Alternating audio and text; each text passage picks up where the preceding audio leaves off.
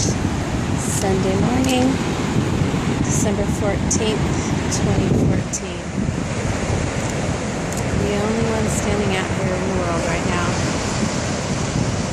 The feeling. Mr. Siegel agrees.